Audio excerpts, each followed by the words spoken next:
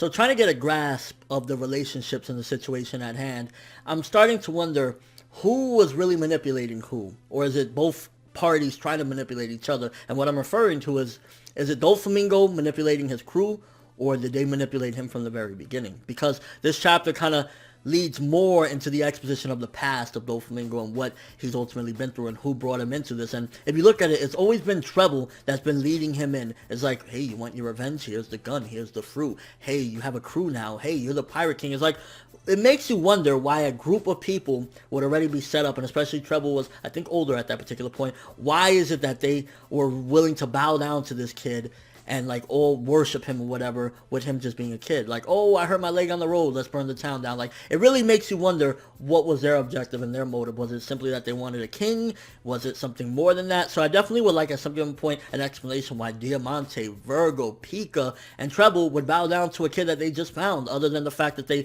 maybe knew there was something special about him. But what's the purpose to follow a kid and kiss a kid's ass? Honestly, this chapter was leading into some stuff that, as a fan, I've been asking and asking for probably a year or two now for Oda to do. And that's give us a fight. And he's giving us that fight that we want to see. And I really hope the anime loves to drag shit out. Drag this fight out with some epic action. Add some sequences in there, because we had like 3 or 4 pages of just straight brawling, and I would love to get, 10 times that amount when the anime comes out, because at the end of the day, fights look always the best when they're, well, not always, but when they're done right, the best animated, because when it's in act, in motion or whatever, it's just 10 times better. And I'm really looking forward to seeing this animated if it's done properly, because Luffy versus Doflamingo, a clash of Conquerors King Haki, like, I'm hoping that this goes down better than Lucci. I said it before and I'll say it again. I want this to be better than the Rob Lucci fight, and it's looking like it could be. The only thing is, a big question that this chapter brings forth right now, because I've asked in the past and I'll ask again, is Luffy ready for Dawn?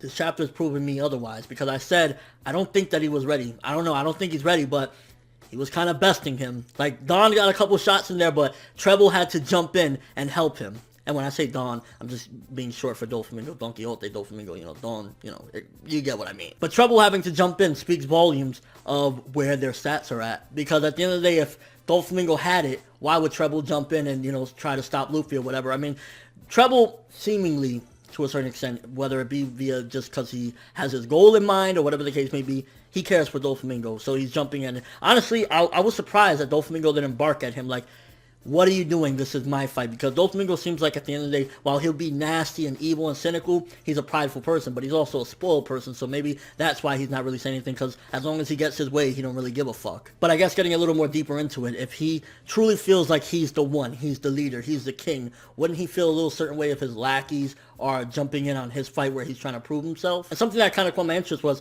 Luffy couldn't hurt Trebol, even though he already had the Haki to hit a Logia, but Law could. I'm imagining what happened was Law caught him by surprise, but was it that Trebol, the way he set himself up was that his body wasn't actually there and all Luffy was hitting was something else? I was kind of curious as to why Luffy couldn't hit him, but Law did, other than the fact that it was a surprise attack. And another thing, again, going back to Doflamingo's crew, is why did they also nurture Doflamingo?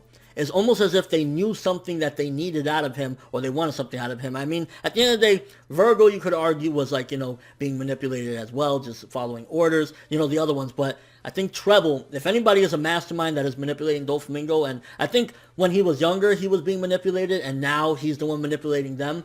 But if anybody's the mastermind out of that group, aside from Doflamingo, it would be Trebol. We've seen time and time again him being like this creepy old fucking ice cream truck man, like, hey kiddies, I'm here. So it has to be, if there's a mastermind behind it, Trebol. Public service announcement.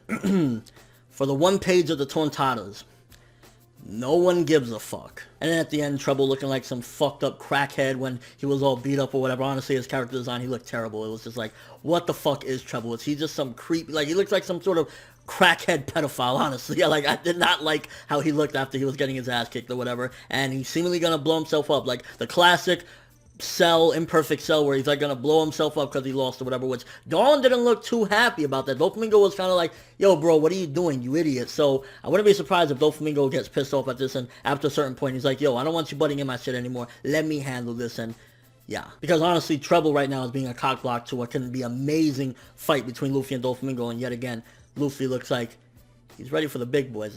He was giving the works to Doflamingo, and Trebol had to save Doflamingo, so Yeah. Overall, very good chapter yet again. Very good action, really setting things up. At the end of the day, you can see the hatred still engraved deep within Doflamingo and Law, and also a lot of foreshadowing that somebody's being manipulated in the Don Quixote family, and it's either Doflamingo by Trebol and the crew, or Trebol at this particular point of them are being manipulated by Doflamingo. Vice versa, whatever the case may be, somebody's doing the manipulation. And just let me know your overall thoughts of the chapter. How did you feel about this action? Do you think that this fight is like just insane? Because right now, it's getting insane. It's not on that Lucci level yet, but it's getting there. And do you think at this particular point that it's been showcased Luffy is on Don's level or beyond? But that's all I have for this review. Thanks for watching. Hope you enjoyed. If you liked anything I had to say or enjoyed the video, drop me a like. I'd greatly appreciate it. And if you haven't subscribed, if you do so as well, that'd be amazing. I'm from that world, and as always, people, have an awesome day.